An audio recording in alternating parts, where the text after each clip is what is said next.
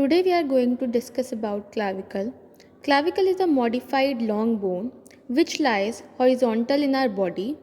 First, the side determination of clavicle.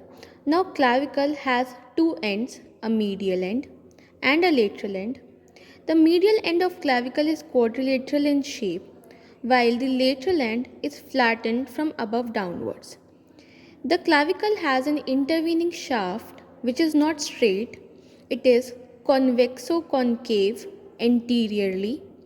The shaft itself got a notch which, which is situated in the medial aspect of the clavicle and it articulates with the first costal cartilage. Now, in the middle third of the clavicle, there is a longitudinal groove present. This groove is known as subclavian groove, which lies inferiorly. Now, we can say that this clavicle is our right-sided clavicle. We do have another clavicle.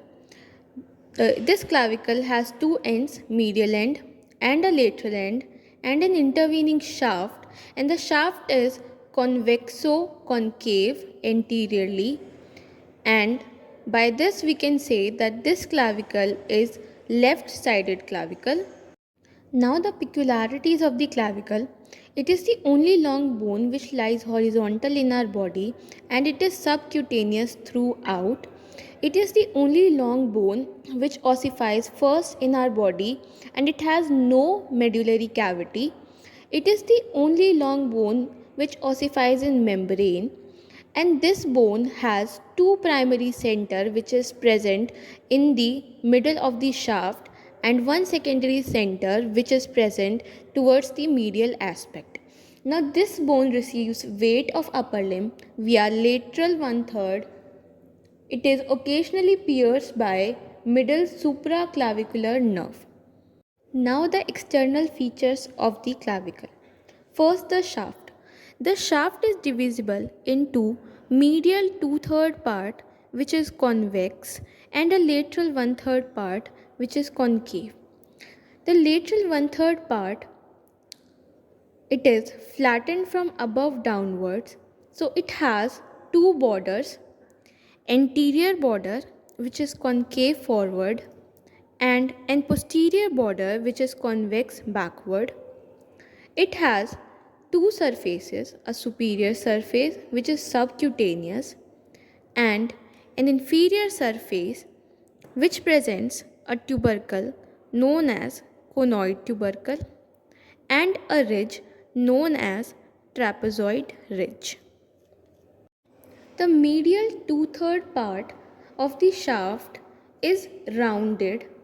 It is said to have four surfaces: superior surface which is a bit rough, anterior surface which is convex forwards, posterior surface that is smooth, and the inferior surface has a rough oval impression towards the medial end.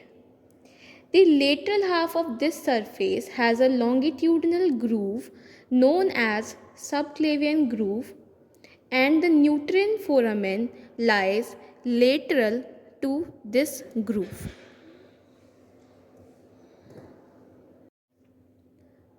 The lateral end.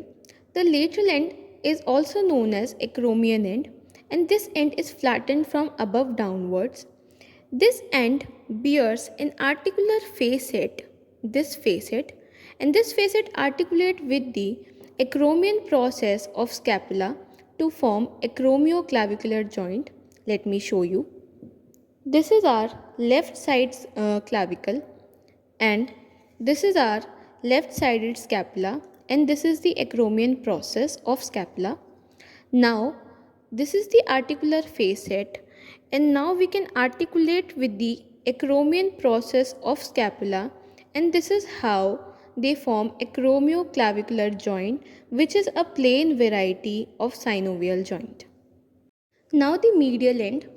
The medial end is also known as sternal end, and this sternal end is quadrangular in shape, and this end articulate with the clavicular notch of manubrium sterni. Let me show you.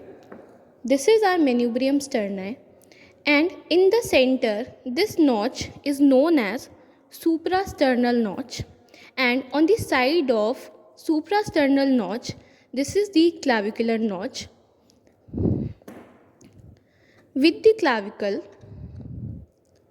this notch articulate with the clavicle, and these two along with the first costal cartilage from its below, these three together form sternoclavicular joint, which is a saddle variety of synovial joint. Now the attachments on clavicle bone. On the lateral end of the clavicle, the margin of the articular surface, this one, for its acromioclavicular joint gives attachment to the joint capsule, and on the medial end, the margin of the articular surface for the sternum gives attachment to fibrous capsule of sternoclavicular joint all around. It also gives attachment to interclavicular ligament superiorly. Now lateral one-third of the shaft. It has two borders, anterior border and posterior border. Anterior border gives origin to the deltoid muscle, while the posterior border provides insertion to the trapezius muscle. The lateral one-third of the clavicle has two surfaces, superior surface which is subcutaneous and an inferior surface which is rough and bears a trapezoid ridge and a conoid tubercle. The conoid tubercle and the trapezoid ridge provides attachment to the coracoclavicular ligament, which helps in weight transmission. Now the medial two-thirds of the shaft. It has four surfaces, superior surface, anterior surface, posterior surface and an inferior surface. Now the anterior surface gives origin to the pectoralis major muscle. The superior surface, which is a bit rough, gives origin to the clavicular head of sternocleidomastoid muscle. The posterior surface, which is smooth, gives origin to the sternohyoid muscle. On the inferior surface, there is a rough oval impression present, which gives attachment to the costoclavicular ligament. In the middle third of the clavicle, there is a longitudinal groove present, which gives insertion to subclavius muscle. Now, the margins of this groove gives attachment to the clavipectoral fascia. The subclavian vessels and divisions of trunks of brachial plexus pass towards the axilla, lying between the inferior surface of the clavicle and upper surface of first rib. Subclavius muscle act as a cushion in the clavicle. Now, the nutrient foramen, it transmits a branch of suprascapular artery. Now the ossification of the clavicle.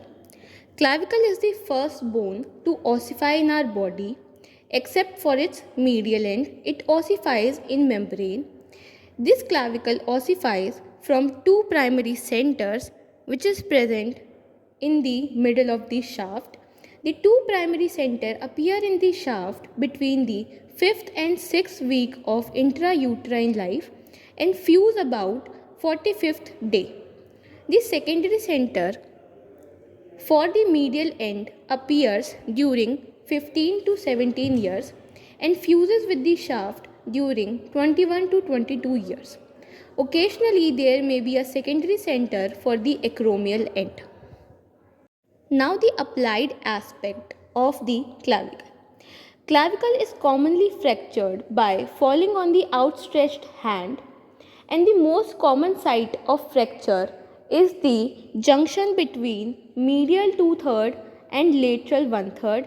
This is the weakest point of the clavicle